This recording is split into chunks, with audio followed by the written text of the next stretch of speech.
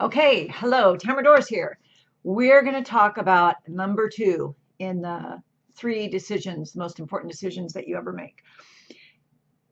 Number two is the decision that you make when you have something that you're not wanting to have happen in your external world. It's the decision that you make. Do you decide to respond or to react? Now, we all like to think, I want to respond. And we know that if we respond, we stand a much greater chance of resolving whatever the issue might be or picking up the pieces, whatever the situation is. Here's the thing though, when our amygdala goes off, and for people, and most people have a dysregulated nervous system, when your amygdala goes off and it says, this is bad, look at your bank balance, oh my God, they just fired you, whatever it is, your amygdala in your brain is going to go off. The first thing that's going to happen is cortisol is going to flood your system. And when cortisol floods your system, you're like, you're a hot mess. That's the nicest way to say it. So the first thing, what I always do, I always teach my clients catch and release, which is just a matter of getting that cortisol out of your body. Now you can dance it off, you can shake it off, you can EFT it off, which is kind of my go-to.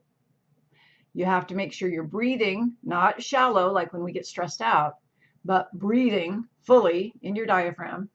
So you have to get rid of the physical effects of anger, frustration, shock. That has to come first.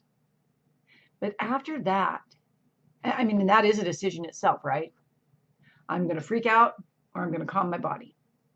Calming your body should always be the first thing you do. Oh, I know. If I haven't taught you this before, if you haven't seen it in a video, when you touch your thumbs right above your cheekbone and put your fingers right there, see, you're not doing this, you're doing this. And you hold this for 5 breaths, 5 breaths. It will literally reintroduce the blood flow across your brain hemispheres. And this is important because when your amygdala goes off and your brain produces all of those cortisol and stress hormones, the blood flow stops. And if you're not getting blood up here, do you know what this is? This is your prefrontal cortex. That's where you solve problems. That's where you fix things. That's where you're smart and creative. Excuse me. So if you don't have blood flow here and someone let's just say cancels their listing, if you're a real estate agent and you go, ugh, and you're like in total shock, you've got to get that blood flow back here. Why? Because when your brain is reduced up to 80% less effective, if there is any chance to save that deal or to fix the situation or to act like, I don't know, just say you have to act really fast for something. Now, obviously, if there's an emergency situation or you're in an accident, you may not be able to sit there and go, oh, but I know people who work in energy work who have had people in accidents, and they actually do this just to calm the entire system. Your body does not want to be in fight or flight. I just really want to make that clear. Your body does not want to be in fight or flight. Fight or flight is reserved for your survival. It was not intended. Our bodies are not designed to live in fight or flight. And with all the modern medicine and technology that we have, you would think if we can send someone in a space shuttle that we could figure out that things aren't getting better for the human body. People are more obese than ever. People have record number obesity. Childhood obesity is an all-time high. Childhood diabetes. Every disease you can think of. What? How is that possible? We have all this technology and all these great doctors and all this medicine, all these pharmaceutical companies. How is it possible that people are sicker than ever? Let's think about that. Okay, sorry, I was being a smart aleck. That aside, your body was not designed to live in stress. That's the whole story right there. And the rest of that whole story is that our society, I hate to say, but partly by design, is created right now in a way that's keeping us stressed. Do your social media scrolling. If you must, watch the news. I hope you don't, but if you must. I know some people who turn the news on first thing in the morning, and I don't get it. Like, why do you want to start? Every thought you have is a vibration in your brain. And when you read about these shootings and this thing and that politics and blah, blah, blah, you're setting the tone, the vibratory frequency for the day, which you're broadcasting out, attracting more of that back to you. Watching the news is literally the most insane thing that I've ever heard. I just won't do it. We've never had the news on in this house in 25 years. Never, even when I've been on it. And I've not been on it for major catastrophes, but I've been on it for real estate, for holding meditation retreats, for my books. I don't even watch that. Okay, I digress. So your brain is not designed to withstand stress. You're not supposed to be in stress. And yet you are a lot. We all are. And a lot of it's by design. But you have to take care of yourself. You see all of these, even though there's 3 main decisions, and that's why I broke it up into 3 different videos. But under each decision are a lot of little decisions. And it might surprise you to know that you make about 12,000 decisions a day. Crazy, right? But you do. From getting up, from walking to make coffee, all those decisions, you think that you're making them, oh, do I go here or there? But those are conscious decisions. You're making decisions unconsciously all the time. All the time. Like, you're not even conscious when you're driving. That's why you get somewhere and you're like, oh, how did I get here so fast? I don't even remember seeing everything. It's because you weren't conscious and you make a lot of decisions. So you made the decision to turn here, to turn there, to go there. Okay. So now that we've established all that, once we get the stress out of our body, we have a decision. And the decision is what we're going to make of whatever happened or whatever we imagine happened, what we're going to make of it. Are we going to let it fuel? Remember the last video where we talked about your core beliefs come from the decisions that you made when you were younger? Okay, so get this. This is important. This is a highlight. The things that trigger you on a daily basis are not triggering you because they have anything to do with the people or the circumstances that are triggering you. It has to do with the belief based on that decision you made a long time ago. So I'm going to use money because everyone always wants to talk about money. Let's say in your core beliefs, growing up, maybe you didn't have a lot of money. Maybe your parents said there's never enough. Maybe it comes from your ancestral lineage that the families before you, centuries ago, never had money. So now there's this hardwired belief that you decided, even though you didn't mean to, that there's never enough. Okay, so we already talked about that, but now we're going to the next step. How do you know that that's a belief? Is because something triggers it. And when that thought comes up, it's that belief coming up and saying, hey, can you change me? Because I'm still here rattling around in you, keeping you small, keeping you limited. So something pops up, it's your bank balance, and you go, ugh. First thing we got to do is get that stress out of your system, however you choose to do that. First thing. Second thing, which is what we're talking about here, the big decision, is you get to decide, is that true? Yeah, my bank balance says 0, Tamara. That's true. Okay, but what did you make that mean? There's not enough money to pay my bills. Is that true? Whenever you react, there's a lie there. And you may say, yeah, but there's not enough money. You can't argue with this, Tamara. There's not enough money to pay the bank balance or to pay the mortgage.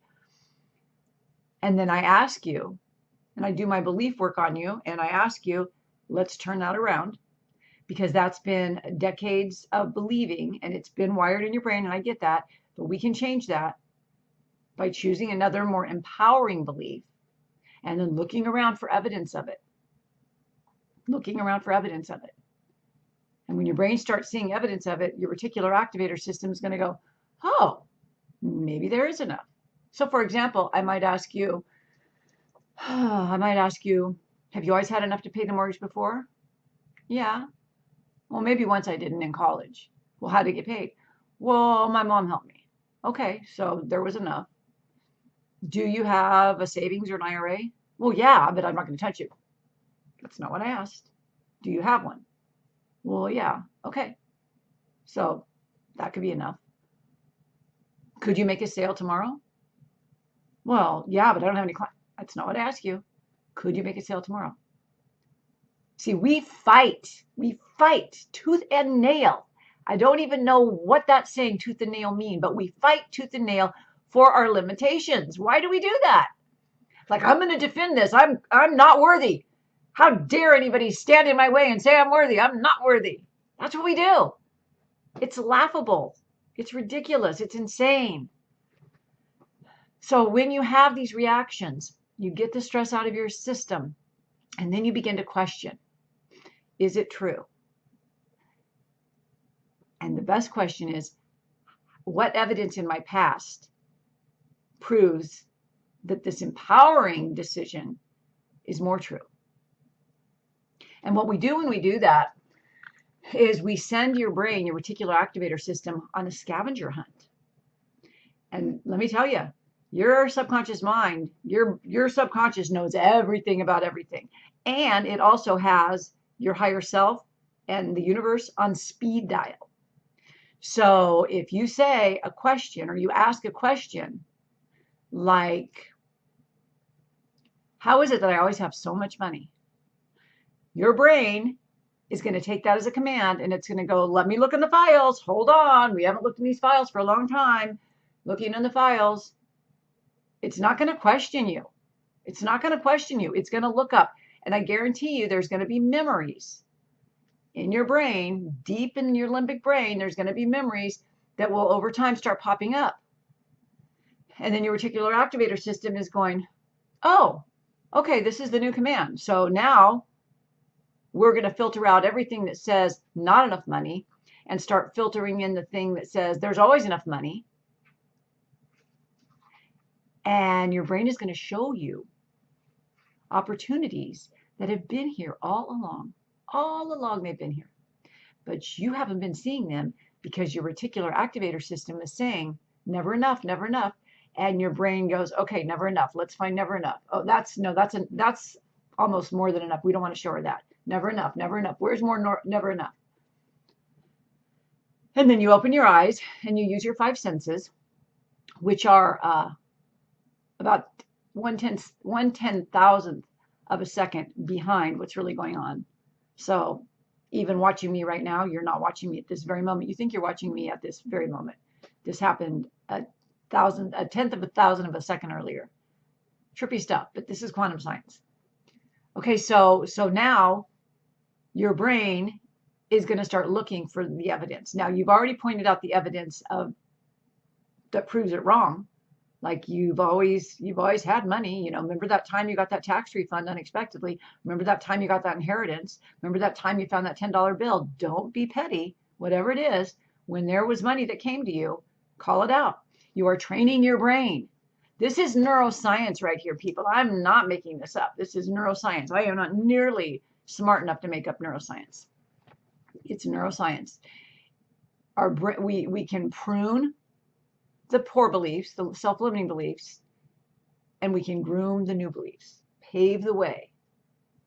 Like, I don't know about you, but the not enough money path, like I planted grass over that. That path is not in my brain anymore. I do not have that path, and you should do the same thing. The path that there's always enough, there's more than enough. I cemented that stuff. That's happening. And that's how I do it. And that's how you do it too.